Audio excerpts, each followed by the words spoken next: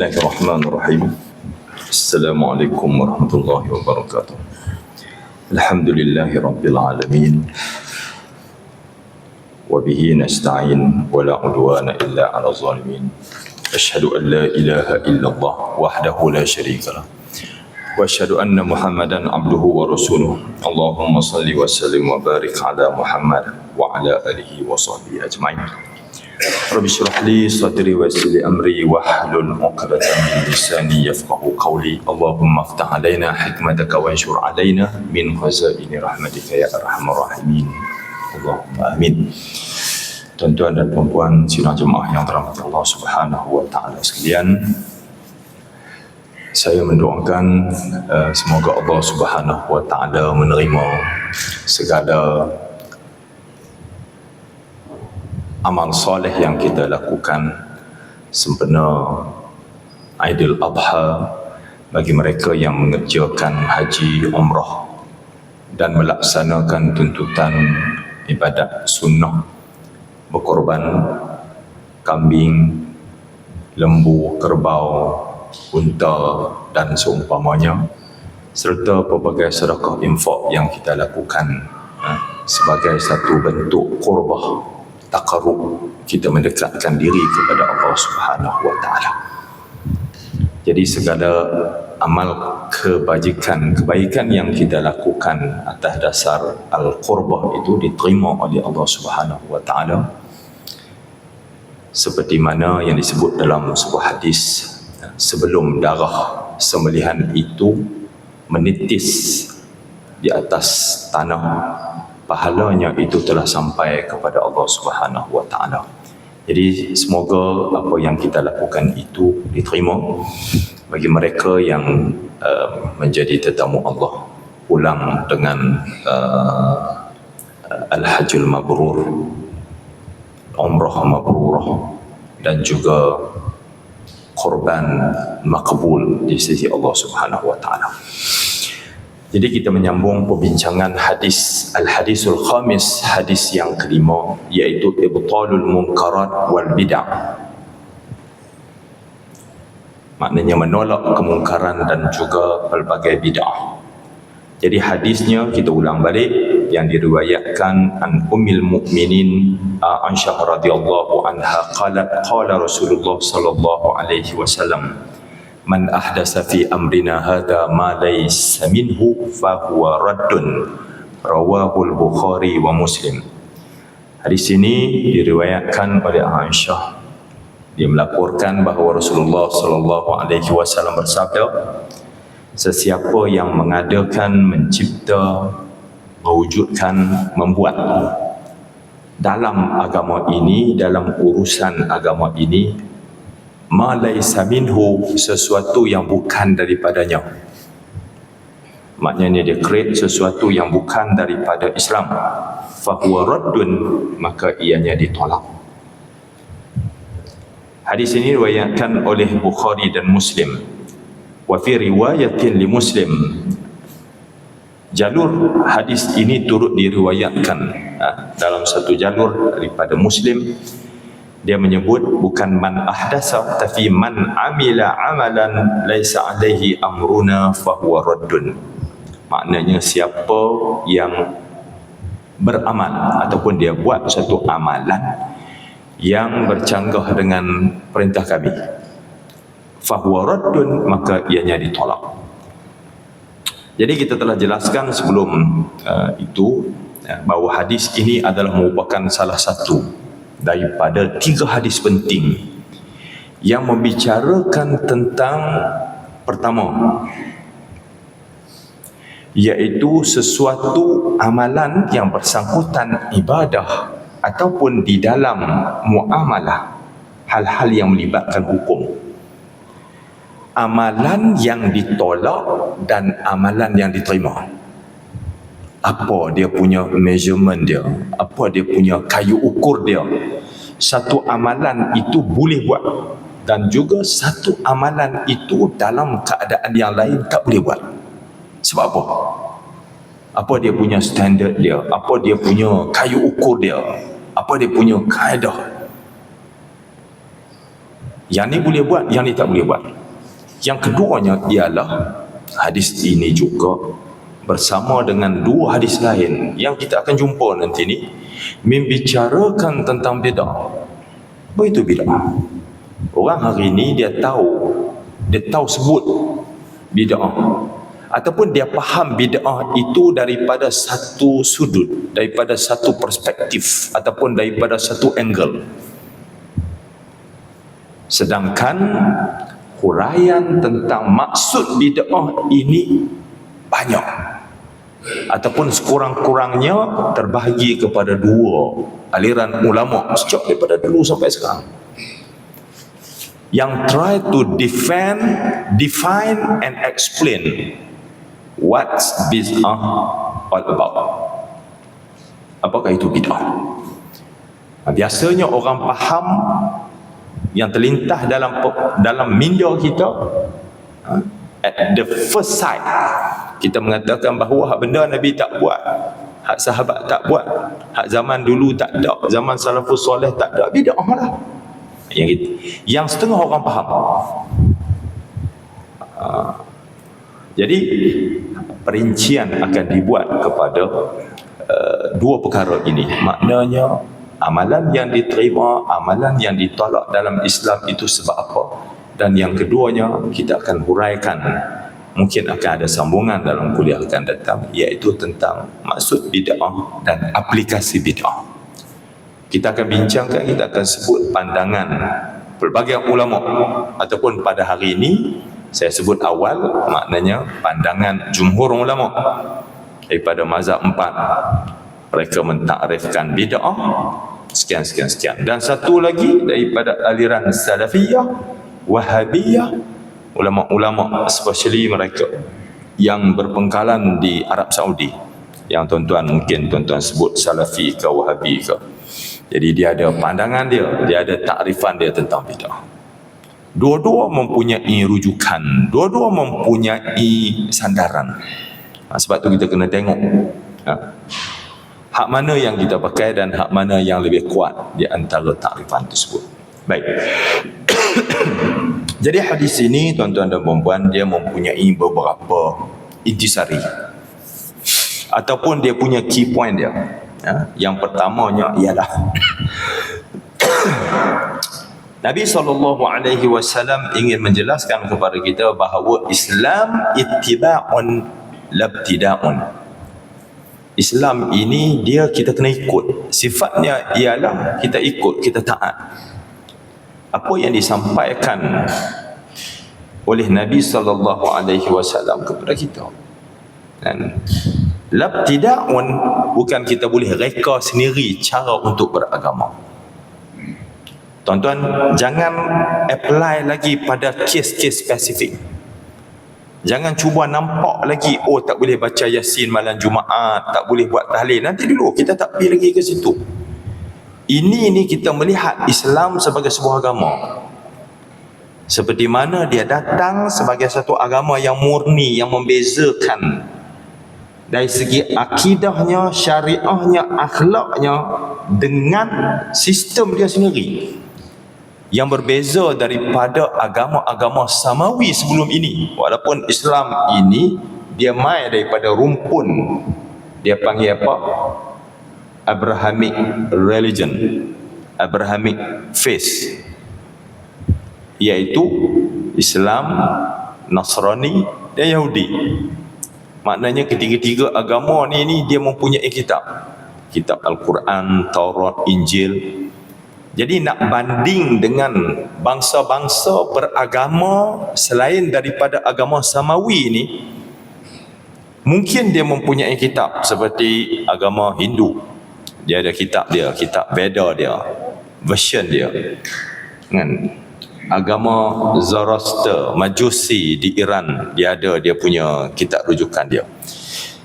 Jadi Islam dengan kumpulan agama samawi ini mengenal Allah Subhanahu wa taala sebagai Tuhan itu lebih jelas berbanding dengan bangsa-bangsa yang agama mereka tidak ada kitab samawi. Jadi sebab tu konsep keberhalaan idol ini kita akan jumpa dalam agama-agama pagan ataupun dalam agama-agama bukan samawi. Walaupun selepas itu pengaruh keberhalaan ini dia meresap masuk dalam agama-agama Kristian, agama Yahudi. Jadi dia pun buat patung Yesus, dia pun buat patung malaikat, Saint Miriam dan sebagainya. Dan Islam berbanding dengan agama samawi sebelum itu. Dia mempunyai konsep akidah yang jelas, syariah yang jelas, akhlak yang jelas. Dalam sistem yang jelas ini kita kena ikut. Walaupun mungkin sebelum itu ada hukum Allah Subhanahu Wa Taala yang diterangkan di dalam Taurat, diterangkan di dalam Zabur, diterangkan di dalam Injil, tetapi semua itu telah dimansuhkan apabila datangnya Al-Quran. Jadi jangan reka, jangan cuba untuk buat agama ni seperti mana jadi pada agama Kristian. Apabila padri-padrinya itu mereka datang, mereka ubah dalam menentukan Nabi Isa ni sebenarnya manusia ke separuh Tuhan. Buat persidangan beberapa kali, persidangan Nicea di Turki dulu, kan, 300 tahun selepas Nabi Isa diangkat ke langit. Dalam versi agama kita, dalam versi Kristian, selepas Nabi Isa disalib. Jadi mereka duduk bincang nak tengok Nabi Isa ni dia Tuhan ke dia manusia? Sak kata Tuhan, sak kata manusia, sak kata Tuhan, sak kata manusia. Kan? Jadi diangkat Nabi Isa ini sebagai anak Tuhan. Maka kerana itu pemujaan yang dibuat kepada Nabi Isa sampai ke tahap ada patung. Jadi kita pun nak buat pada Nabi Muhammad sallallahu alaihi wasallam, kita nak buat macam tu tak boleh. Bukan cara yang dibenarkan oleh syarak. Apabila ada undang-undang, apabila ada peraturan, ikut saja, jangan ubah, jangan ganti.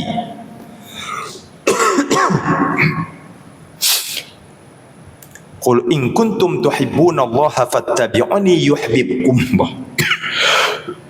Dalam surah Ali Imran ayat 31, Allah Subhanahu wa taala berfirman, katakanlah wahai Muhammad kepada mereka, jika kamu mencintai Allah Subhanahu wa taala, ikut aku, kamu akan dicintai oleh Allah. Daripada ayat ni dia nak terang kepada kita, bila kata kita ni nak masuk Islam ataupun kita menjadi Muslim, kita menjadi mukmin, tuan-tuan dan puan-puan, ikut apa saja order yang ada. Tapi problem kita, problem umat Islam pada hari ini khususnya, apabila mereka nak jadi baik, mereka cuba nak jadi orang yang suci, tetapi mengikut kaedah mereka sendiri, bukan mengikut kaedah Tuhan. Sebab pakej akidah, pakej syariah, pakej akhlak ni dia main serentak. Dia bukan kata kita nak tumpuk akidah saja, jadi hak syariah kita abaikan. Ataupun kita nak semayang saja, kita nak tengok pada fiqh saja, kita abaikan akhlak tak. Dia sontok. Tapi yang berlaku ialah pada hari ini, orang dia tak mau ikut kaedah cara yang Tuhan minta supaya kita ittiba. Dia nak ikut sendiri. Dan dia argue kaedah cara yang Tuhan buat. Kita beri contoh yang mudah sebagai contoh, kan? Melakukan al-ma'ruf, melakukan benda yang wajib, kena meninggalkan pada masa yang sama benda yang haram. Benda tu dia serentak. Kita kena semayang, kita kena bayar zakat, kita tidak boleh minum arak. Haram kita minum arak, haram kita berjudi, haram kita melakukan zina dan sebagainya, haram kita membuka aurat. Semayang tetap kena semayang. Menutup aurat bagi orang perempuan tetap kena menutup aurat. Tiba-tiba kita boleh membuat perbandingan ikut suka kita sendiri. Semayang pun kalau tak ikhlas buat apa? Tak menutup aurat pun, orang lelaki ataupun orang perempuan, kalau orang lelaki pakai seluar pendek, Tapi kalau kata ikhlas, kalau kata bersedekah, kalau kata solat pun baik di sisi Allah Subhanahu wa taala. Kita cuba merosakkan cara hidup yang Allah Subhanahu wa taala, Nabi sallallahu alaihi wasallam setkan. Kita cuba ubah setting ni mengikut kaedah sendiri. Ini jadi masalah. Apabila bukan orang agama, bukan al-ulama ar-rasikhun yang memberikan pandangan. Saya kata mudah saja, tuan-tuan dan puan-puan yang dirahmati Allah Subhanahu wa taala, nak jadi baik ikut kaedah Tuhan. Buat yang wajib, buat betul-betul setakat mana termampu. Perkukuhkan, tambah dengan benda-benda sunat. Tinggalkan benda yang haram. Cuba untuk menjauhi perkara-perkara yang makruh. Sontak. Hukum tu sontak. Mai satu bentuk kepahaman. Time kita buat baik, dia kata Allah akan bagi pahala. Time kita buat jahat, Allah akan berikan dosa, hukuman kepada kita. Lepas tu Tuhan timbanglah. Kalau berat belah kebaikan, masuk syurga. Kalau berat belah kejahatan, masuk neraka. As long as kita Islam, kita Muslim, ada iman, kita tak kufur kepada Allah, at the end nanti ni kita akan masuk syurga juga. Cara dia fikir. Sedangkan kita ni diminta supaya berusaha untuk kalau boleh masuk syurga, bukan masuk neraka. Tapi orang bermain-main dengan Islam, orang bermain-main dengan akidah. Orang bermain dengan hukum syarak pada hari ini, tuan-tuan. Orang bermain-main dengan akhlak. Benda hak Nabi tak ajak. My time solat, solatlah. Nabi tak pernah kata jangan solat selagi tak ikhlas. Dah. Ada hadis yang menceritakan tentang solat apa tak? Dia panggil apa? Hukmu salatil musii salatuhu. Ada satu bab, iaitu orang yang semayang tu teruk. Ada bab. Pada satu hari datang seorang lelaki, dia datang Arab Badawi, dia solat suka hati dia saja. Dia solat lepas semayang dia pergi jumpa Nabi. Nabi kata, "Sholli fa innaka la tusalli." Pergi semayang. Dia kata, "Saya semayang dah tadi." Nabi kata, "Tak semayang lagi." Dia pun pergi semayang. Dia semayang, kemudian dia mai jumpa Nabi. Nabi kata, "Pergi semayang balik." Tak semayang lagi ni. Kan? Masuk kali ketiga, Nabi SAW pun ajar dia, "Sallu kama ra'aitumuni usalli." Bermula dengan takbiratul ihram, baca Fatihah sampailah bagi salam. Kan?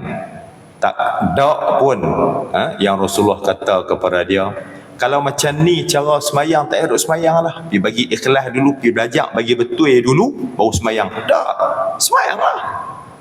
Dia kata kamu Muslim, kewajipan untuk solat kepada kamu. Soal sempurna tertib keseluruhan benda-benda wajib, benda-benda sunat itu perkara kedua atau kena belajar. Tapi kefarduan yang pertama ialah solat. Solat tu berserentak dengan 5 syarat sah solat. Adab kiblat, masuk waktu, menutup aurat, bersih, suci daripada kotoran pada tempat, pakaian, diri dan sebagainya. Kan?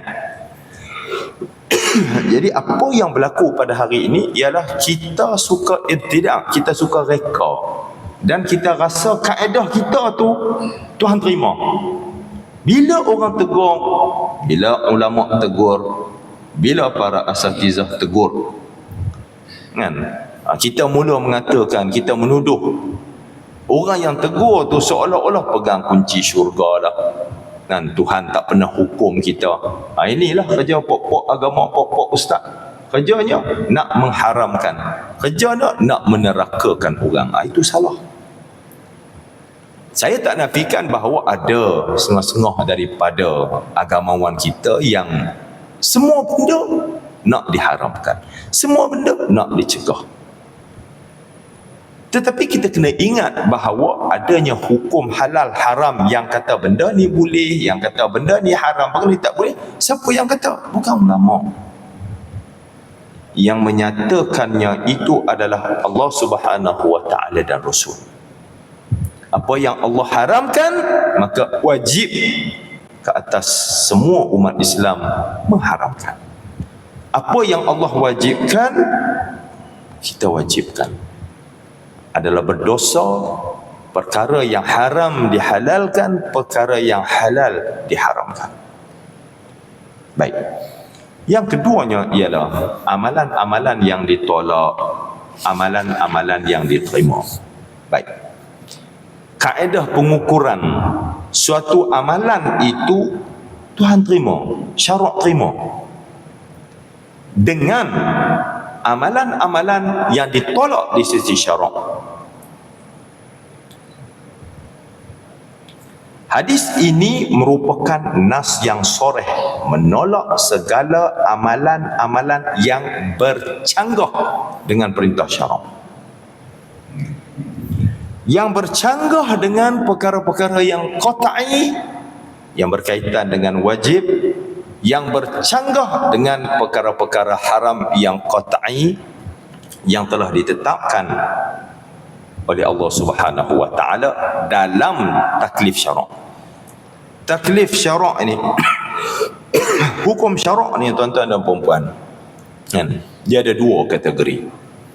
Satu, perkara-perkara yang disebut sebagai al-ma'lum minad-din bid-darurah, benda yang sedia maklum, benda yang telah menjadi fundamental dalam agama.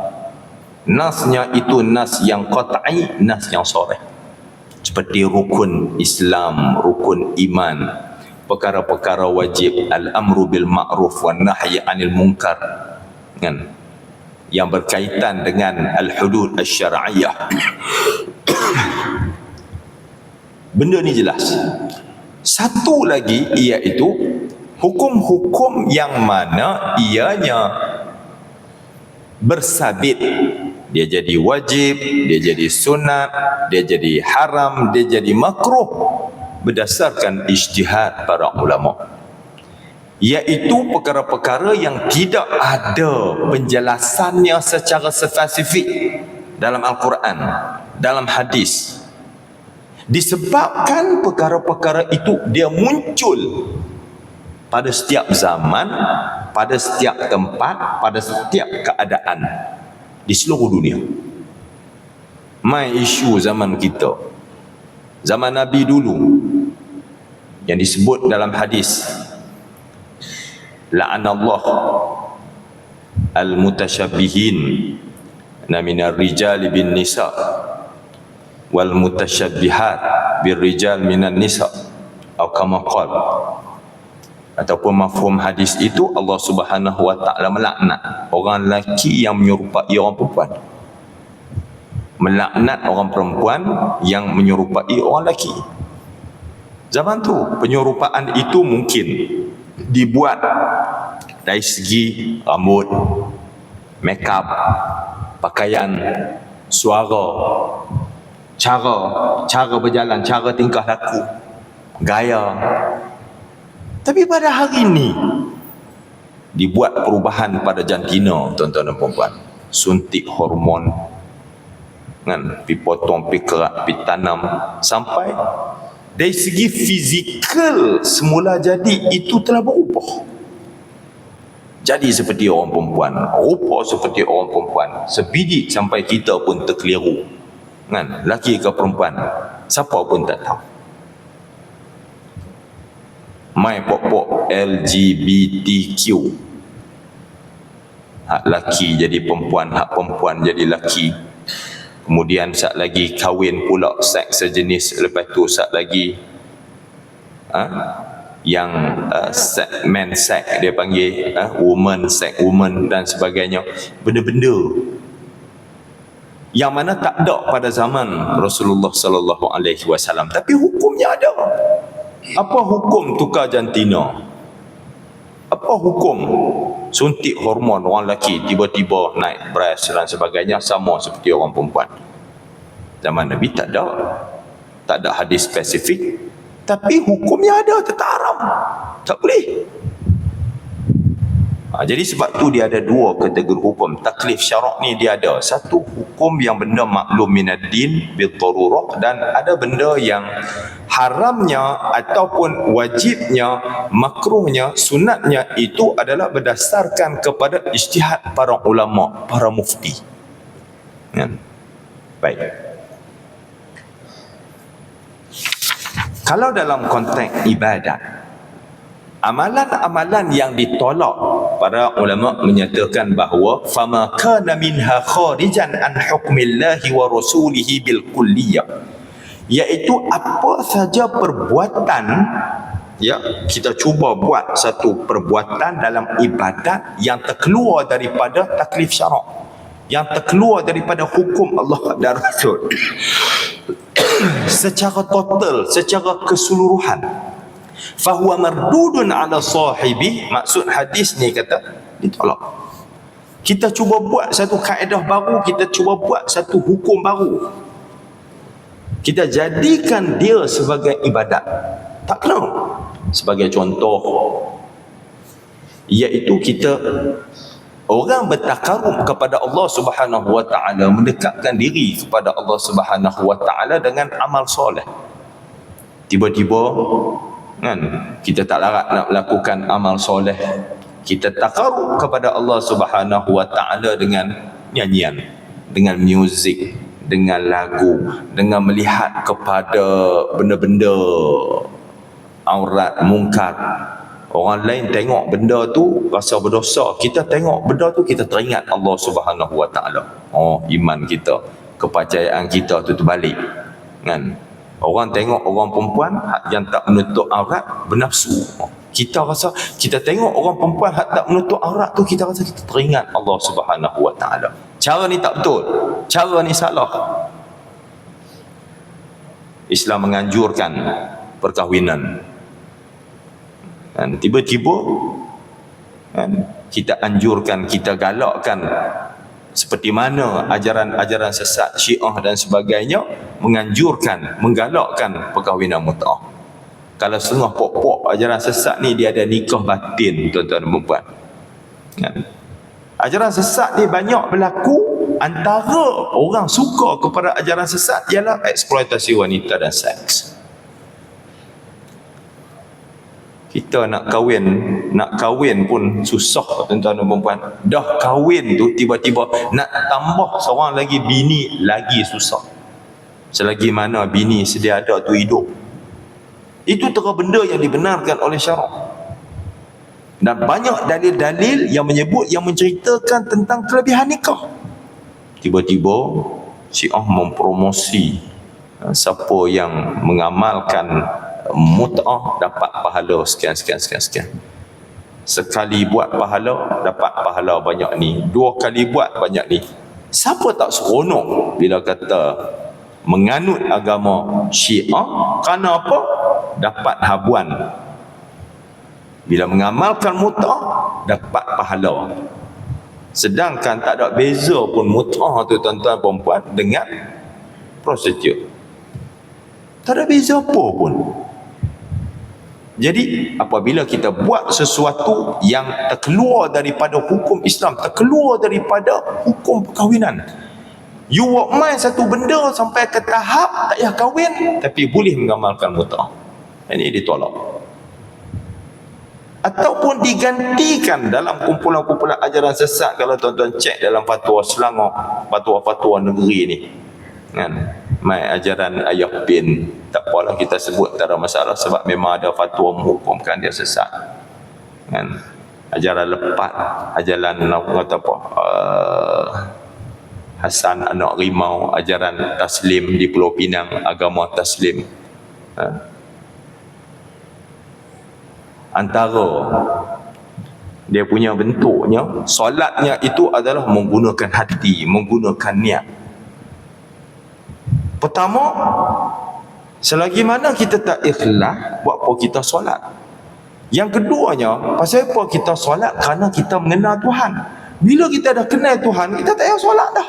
Ini antara punca ajaran-ajaran sesat ni, tuan-tuan dan puan-puan. Buat apa solat? Orang tak kenal Tuhan saja yang dia sembahyang. Tapi bila kata kita dah kenal Tuhan, kita tak payah semayang dah. Jadi semayang kita ialah semayang yang menggunakan niat, menggunakan hati. Kan? Ada setengah duduk setengah di Pulau Pinang ada kes. Setengah bila kita tanya apa siapa? Oh, semayang, solat daim. Dia reka solat. Ui, mau tak seronoknya. Duk sengap-sengap semua puasa pakai niat. Semayang pakai niat, makan tak boleh, makan tak pakai niat. Makan kena baca doa, kemudian makan betul. Pula. Kan? Jadi kita reka benda tu sampai ke tahap menggugurkan tuntutan solat, menggugurkan tuntutan puasa, menggugurkan tuntutan pelaksanaan haji. Tak payah pergi buat haji, pergi buat tak mana? Pergi buat haji kat kampung seronok. Kan? Sebelah balik pulau kat Pulau Pinang. Kan? Mengikut ajaran Pak Mat Matahari. Kan? Ada tempat lah. Kan? Tak payah pergi buat haji. Kalau Syiah, dia pergi buat haji tu, dia pergi buat juga. Tapi hak afdal dia pergi buat kat Karbala. Kan? Dia pergi buat kat Iraq. Hak tu lagi afdal daripada buat di Mekah tu. Kan? Baik. Jadi kerana itulah Rasulullah SAW pernah memperbetulkan seorang sahabat yang mana dia bernazar pada zaman Rasulullah SAW dulu, dia nak berdiri di tengah kembang matahari, dia tak mau duduk, dan dia nak puasa. Seorang sahabat yang bernama Abu Israel, Rasulullah nak pergi ke masjid, tiba-tiba nampak duduk berdiri tengah pacak tu. Rasulullah tanya tu pasal apa? Kan? Dia nazar, dia puasa. Kan? Dia tak mau duduk, dia nak berdiri, nak duduk tengah panas. Dengan fahaman, bila kata dia buat macam tu, dia rasa dia dekat dengan Allah Subhanahu Wa Taala. Maka Rasulullah SAW kata ke dia, duduk. Mari duduk bawah tempat teduh. Kan? Makan. Kalau nak puasa, teruskan puasa. Tak ada masalah apa. Puasa lah, duduklah tempat ada aircon ke, duduk dalam bilik ke, duduk dalam gua ke. Tak perlu, tak ada beza pun. Puasa di musim panas yang terik dengan puasa di musim sejuk. Kita tuan-tuan dan perempuan, kita cuma rasa puasa ni bila hujan je kita rasa sejuk. Kalau kena lah puasa bulan 12, bulan 1, seronok lah. Tapi kalau kena puasa bulan 5, bulan 4, bulan 5, bulan 6, jenuh kita. Kan? Tapi kalau kita duduk di negara four season, kan? Kita duduk di Timur Tengah, kita duduk di UK. Kan? Kalau musim sejuk ni, siang tu pendek, malam panjang. Kalau kena musim panas, siang tu panjang, malam tu pendek. Macam saya duduk di Mesir dulu, subuh macam biasa, pukul 5 dah buka dah puasa. Kebetulan waktu tu 4 tahun, 5 tahun duduk sana, semua puasa musim sejuk. Allah seronok. Kan? Bila mai musim panas, kalau kena musim panas, kita pun duk fikir, kuranglah nak buat puasa sunat ni. Mau taknya dekat-dekat pukul 8 baru masuk maghrib. 7 lebih. Jenuh kita nak tunggu. Kita kat sini ni kadang-kadang pukul 7, 7.10, tak kira 7 suku. Kan? Ini pub, dia nak lajak sampai pukul 8 baru nak masuk maghrib. Penat kita. Subuh pula esok lebih kurang pukul 4.30. Puasa musim panas dengan musim sejuk sama aja. Jadi ini yang Rasulullah SAW kata kepada Abu Israel tu. Dia kata, puasa tapi nak duduk tengah panas dengan harapan dapat pahala banyak. Itu bukan kaedah dia, bukan cara macam tu. Tak kena. Bila tak kena, nazar yang kita buat dengan kita rasa cara tu cara yang baik, tak diterima oleh Allah Subhanahu Wa Taala. Puasa macam biasa, tak usah buat benda-benda tak senonoh ni. Ya. Baik. Dan juga kadang-kadang perbincangan tentang boleh tak kita buat benda, kita merincikan pelaksanaan ibadat, benda-benda furuk ibadat yang mana Rasulullah SAW tak buat. Sini sikit timbul isu.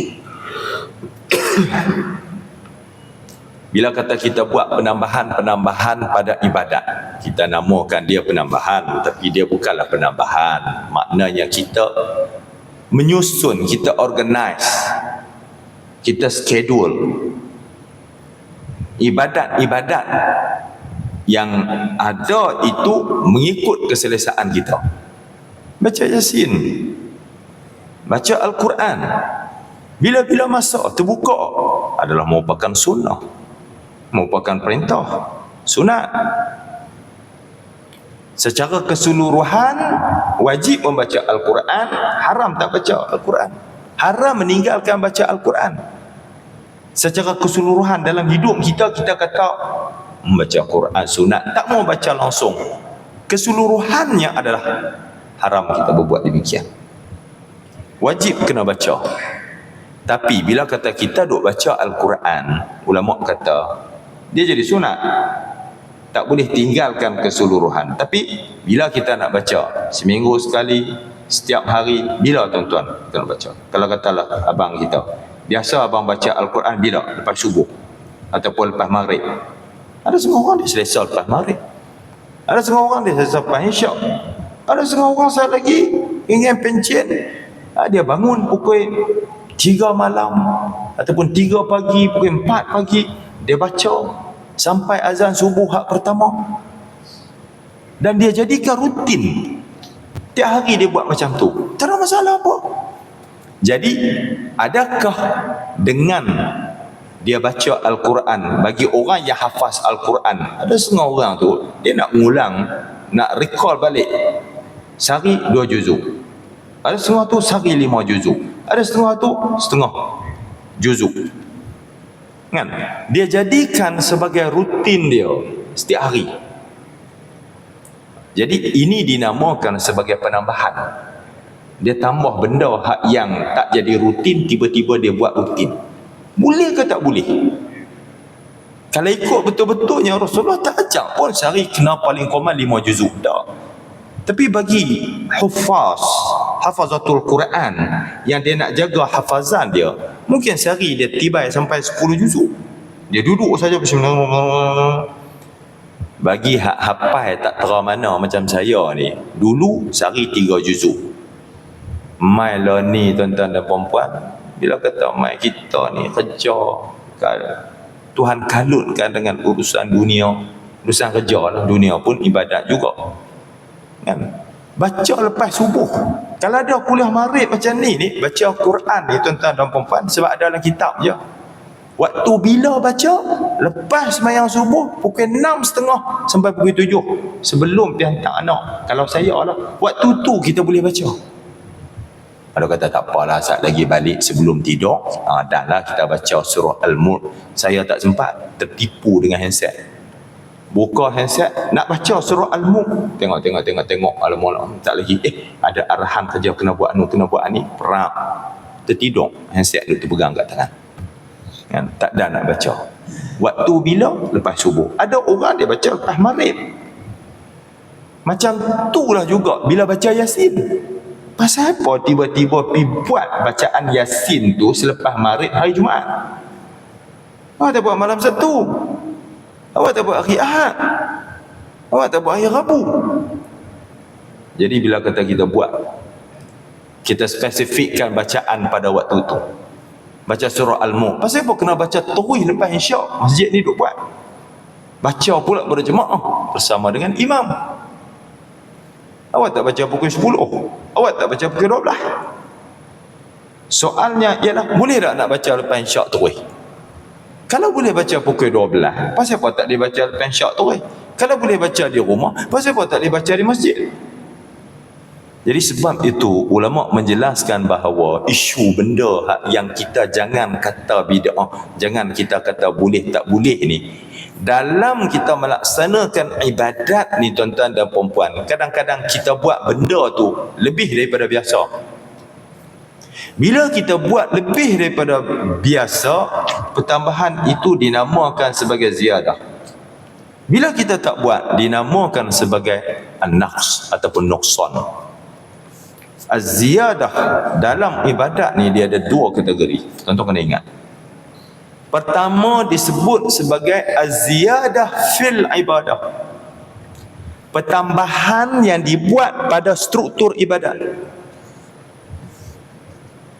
Semayang fardu 5 waktu kita pergi tambah 6. Kalau kata kita nak buat pengurangan daripada 5 waktu, kita buang waktu asar ni kalut lah, jadi kita buang waktu asar.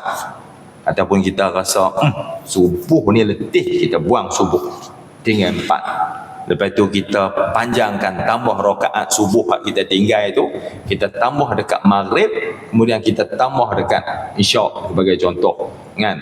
Hak nu jadi 5, hak ni jadi 4. Az-ziyadah fil ibadah, penambahan yang dibuat dalam struktur ibadat adalah bid'ah. Tak boleh buat, haram. Kita cuba nak tambah surah Al-Quran, kita cuba nak ubah masuk waktu maghrib, waktu subuh, dari segi bilangan rakaat, kita cuba nak ubah benda tu, ya. Kita cuba nak ubah struktur surah Al-Quran tu, tak maulah mula dengan surah Al-Fatihah, kemudian apa nama tu surah apa nak azan ke? Belum lagi. Kita nak ganti surah Al-Baqarah tu, kita nak ganti dengan surah Al-Munafiqun, letak kat depan. Kita nak buat mushaf baru. Tak boleh. Walaupun bilangan surah tu 114 sama, tapi kita nak ubah.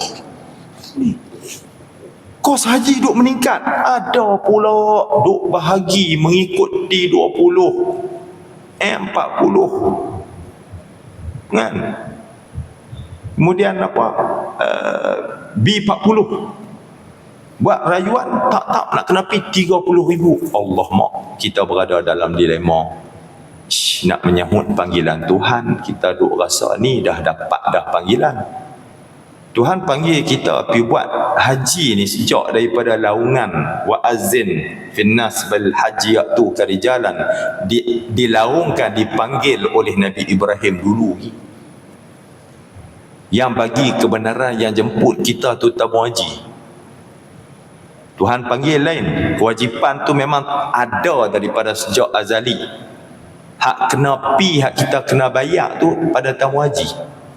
Orang tengah-tengah dia duk fikir, Allah mak, kita berkorban lah untuk Tuhan, carilah juga 30,890. Kan? Lepas tu duk fikir-fikir, mereka ni punca dia sebab apa? Hotel duk naik harga. Last sekali kita pergi ambil sikit binaan Kaabah, kita pergi buat cawangan Putrajaya. Kan, nampak elok dah kat depan Masjid Putrajaya tu, boleh tawaf dah tentu. Pak, kita buat Kaabah tu, kita buat macam cerita Abrahah dulu. Kan, kita kata tak payahlah. Kan, nak sa'i ni kita sa'i dekat jambatan yang pi ke sebelah sana tu. Nak pi ke seksyen Masjid Besi tu. Kita buat sa'i tentu, lagi jauh lagi bagus. Kan, kita cuba ubah benda tu, tak boleh. Kena mai puasa Allah bagi orang yang duduk di negara Skandinavia ni, tuan-tuan dan puan-puan, 22 jam berpuasa, 2 jam saja. Tak nak buat macam mana ni? Boleh tak kita tak puasa pada waktu tu, kita qada puasa kita, kita ganti Ramadan pada musim sejuk? Ini benda-benda hak az-ziyadah dalam struktur ibadat memang tak boleh. Fahuwa raddun salah. Satu lagi, tuan-tuan dan puan-puan, iaitu az-ziyadah alal ibadah, iaitu penambahan-penambahan yang dibuat di luar daripada struktur ibadah, tetapi dia melibatkan dari segi pengurusan masa, tempat, waktu, kaifiat, cara lebih spesifik untuk kita melaksanakan ibadat. Tak nak semayang pakai baju apa, pas semayang kita nak wirid apa, nak wirid dengan imam, nak wirid beramai-ramai ke, nak wirid seorang-seorang ke, kenuri tahlil. Bila ada berlaku kematian, inna lillahi wa inna ilaihi raji'un, kita nak baca Allahumma ighfir li hadzal mayyit. Tapi laluan untuk azan.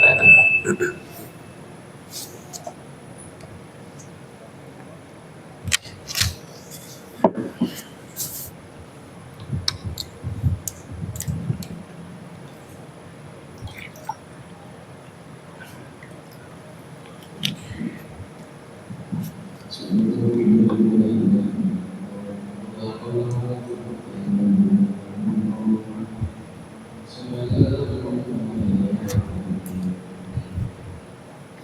Allahu Akbar,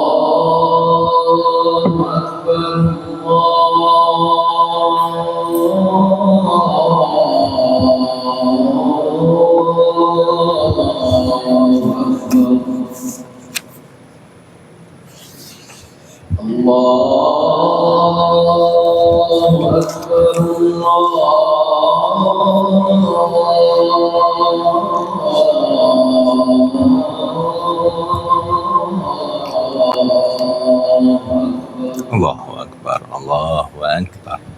أشهد أن لا إله إلا الله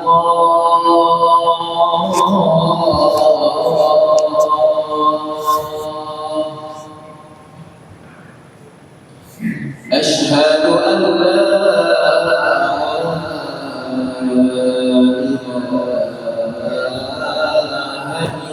إلا الله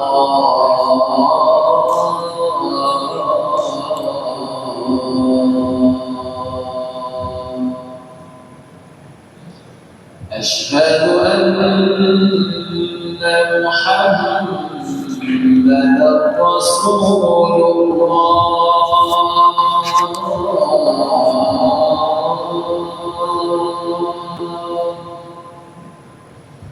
أشهد أن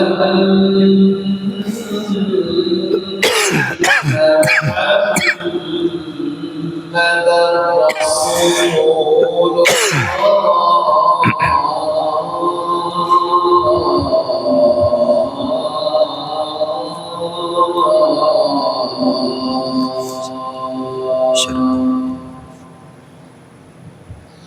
حي على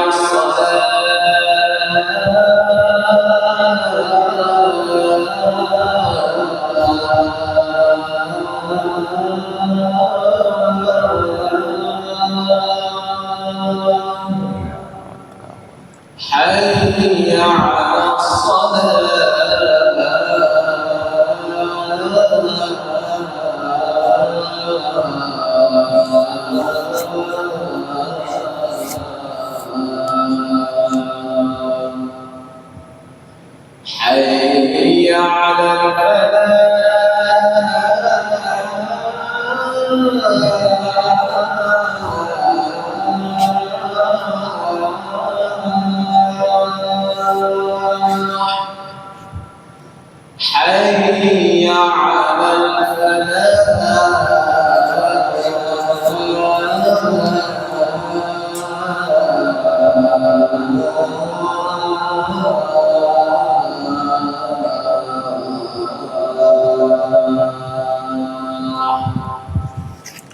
الله أكبر الله أكبر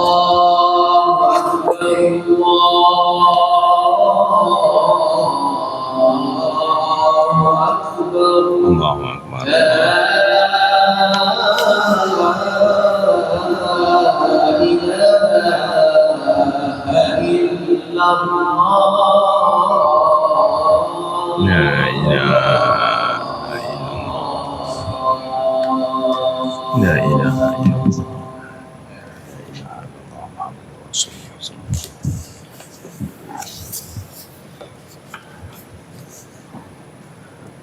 Sikit lagi tuan-tuan dan puan kita sambung.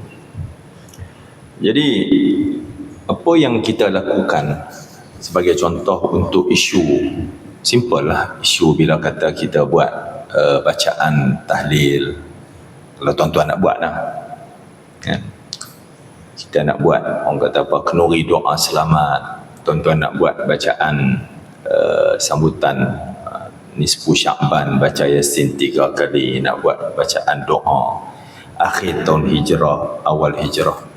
Jadi benda ni kadang-kadang hak ni yang orang tak faham, dia kata haram, dia kata tak boleh. Kerana dia kata benda tu adalah penambahan, benda yang syarak tak buat, Nabi tak buat. Sedangkan ulama kata penambahan-penambahan yang dibuat itu bukan pada struktur ibadat, tapi dibuat di luar daripada ibadat, di luar daripada struktur ibadat kan. Macam baca Yasin, Al-Quran sunnah, tapi cuma dibaca pada malam Jumaat. dikhususkan pada malam Jumaat. Jadi para ulama menyatakan bahawa benda-benda macam ni boleh buat ke tak boleh buat? Boleh. Boleh buat atas kebenaran umum. Cumanya orang yang buat itu dia jangan kata apa yang dia buat, kaedah cara yang dia buat itu Nabi buat. Siapa tak baca Yasin malam Jumaat maka dia menyalahi sunnah. Ini tak betul. Siapa yang orang panggil pergi buat kenduri tahlil, tiba-tiba dia tak mau pergi tahlil, kan? Jadi kita kata kepada dia tak mau tahlil, pergi kat dia lah. Cuma kita kata siapa yang tak mau tahlil ni seolah-olah macam melanggar sunnah Nabi. Ini tak kena. Nabi tak pernah ajak tahlil, Nabi tak pernah buat tahlil, tapi bertahlil, bertalqin, membaca Yasin malam Jumaat, berwirid bersama dengan imam, mengaminkan doa beramai-ramai. Benda tu ada, tapi tak ada macam cara kita buat. Berarti siapa nak buat silakan, siapa tak mau buat silakan. Hak nak buat jangan duk kata hampa tak buat, hampa tahu tak ni Nabi suruh. Ni salah. Cumanya kalau orang tanya pasal hampa nak wirid, kami wirid lah, afdal wirid daripada wirid duduk kat rumah. Memang tak wirid, tapi kalau duduk kat masjid, selagi mana kita duduk dengan imam, bukankah kita duduk dalam environment solat? Kalau duduk dalam masjid, duduk sengap, sembang, iktikaf macam tu tuan-tuan dan perempuan, tidur, dapat pahala iktikaf tidur je. Tapi kalau kata tuan-tuan datang awal, kan, datang awal sebelum kita semayang, datang pukul 7, niat iktikaf. Bila kata kita beriktikaf, kita duduk, kita wirid, jangan duduk saja, baca Quran. Kemudian satu lagi semayang, lepas semayang imam berwirid. Bukankah benda tu masyru', benda tu sunat? Wiridlah sekali dengan imam. Sekurang-kurangnya wirid yang kita tak tahu, kita boleh berwirid dengan imam. This is just simple, very simple tuan-tuan dan puan-puan. Jadi tak perlulah kita nak kata, oh ni benda ni Nabi tak buat, haram, berdosa. Allahu Akbar. Tak perlu. Sebab tu kaedah yang dinyatakan oleh para ulama. Ulama mana? Ulama ahli sunnah wal jamaah kita. Sekali kita tengok, nanti ni kita tengok minggu depan kuliah akan datang. Tafsiran penambahan dalam ibadat mengikut ulama salafiyah wahabiyah. Tu kita kena tahu juga. Pasal apa depa tu jadi macam tu? Pasal apa depa tu strict sangat tuan-tuan dan puan? Kita kena tahu juga. Supaya mereka tahu pandangan kita, amalan kita, kita juga tahu cara mereka mempersepsikan benda-benda yang mereka katakan bid'ah. Baru mudah kita berinteraksi. Sampai bila kita nak bergaduh? Sampai bila kita nak jadikan masjid ni sebagai mangsa perbezaan pandangan kita? Mai hak geng-geng hak duk nampak semua benda hak yang dia duk kata Nabi tak buat bid'ah. Dia mai nak sembahyang, tiba-tiba dia nampak imam duk wirid ramai-ramai. Tak jadi, patah balik. Sebab apa? Buat benda bid'ah. Bila buat benda bid'ah ni dosa. Buat apa mai sembahyang kat masjid yang mana diimarahkan oleh ahli bid'ah? Tu dia kepala otak dia fikir macam tu. Kan? Kita pula bila kata nak pergi sembahyang, pas sembahyang tiba-tiba apa ni, pas sembahyang sengap, tengok-tengok imam relax ya, bangkit keluar macam tu. Yang kita ni duduk tunggu, imam ni bila nak baca doa, tak wirid apa-apa pun. Ini duduk dalam masjid ke duduk dalam gereja? Jangan duk kata macam tu. Ya, hak yang tak mau wirid tu kita kembali kepada hukum bahawa wirid-wirid semua ni adalah sunat. Nak wirid tak apa, tak mau wirid tak apa. Hak nak wirid bersama dengan imam bukan dia buat tambah benda baru, cuma dia customize. Orang kadang-kadang setengah orang ni dia allergic tuan-tuan. Dia kata benda ni kalau dah main macam tu, Nabi ajak macam tu, tak payah duk tambah lah. Itu bukan kaedah dia tuan-tuan dan puan-puan. Sebab tu kita sebut daripada awal, kaedah satu amalan itu diterima atau ditolak adalah kerana benda tu bercanggah dengan kaedah syarak, bercanggah dengan hukum syarak. Benda hak yang kadang-kadang Nabi tak buat, tapi Nabi tak larang. Nabi tak kata apa. Nabi tak buat benda itu pada waktu itu kerana tahlil-tahlil lepas semua ni tak perlu ada zaman Nabi. Dengan Nabi mengimamkan solat jenazah itu, si mati itu telah diterima, diampunkan dosa dia oleh Allah. Sebab apa? Sebab yang mengimamkannya tu Nabi. Bila kata Nabi baca Allahumma ighfir lahu warhamhu wa'afihi wa'fu anhu, takkanlah malaikat tak angkat doa Nabi. Sebab tu para sahabat, mereka sangat cemburu kepada orang yang meninggal dunia pada zaman Nabi SAW, dan baginda mengimamkan solat jenazah mereka. Dia kata, ya Allah, untungnya dia ni. Sebab apa? Sebab Nabi mendoakan dia. Tapi bila kata mai lepas Nabi, hak berdoa tu, para ulama tak apalah, tapi kalau kena macam saya, baik minta orang kata pakat tu imam, dia duk baca Al-Quran, Tuhan duk dengar kalam yang dia baca dalam solat sekali, lebih baik dia daripada saya. Kan? Kadang-kadang mungkin kita top up, jom kita ramai-ramai pakat minta. Kan? Minta seorang ni kadang-kadang orang tak dengar. Kita pun dalam urusan dunia ni, seorang satu ni kalau orang tak dengar, buat petition, buat bantahan. Kadang-kadang orang tak tengok pun bantahan kita tu. Kan? Hantar bantahan, pergi buat sat lagi petition, hantar ke Istana Negara. Agung baca, kata baca. Kan? Pisau aku tingkap macam tu. Oh, ada tanda tangan 100,000 tanda tangan orang yang protes. Buat gini, buat gini. Punca dia sebab apa? Nak tunjuk kata benda hak kita nak minta tu serius. Nampak tak? Jadi macam itulah juga dalam kita berdoa kepada Allah Subhanahu Wa Taala. Siapa nak baca bersama dengan imam silakan, siapa tak baca dengan imam pun silakan, tak ada masalah. Jangan sewenang-wenangnya mudah untuk kita menghukumkan, oh ini Nabi tak buat, nanti dulu. Kan? Kena beza tu. Penambahan yang dibuat dalam struktur ibadat, dia merosakkan ibadat. Hak ni betul-betul bidah, hak ni yang haram.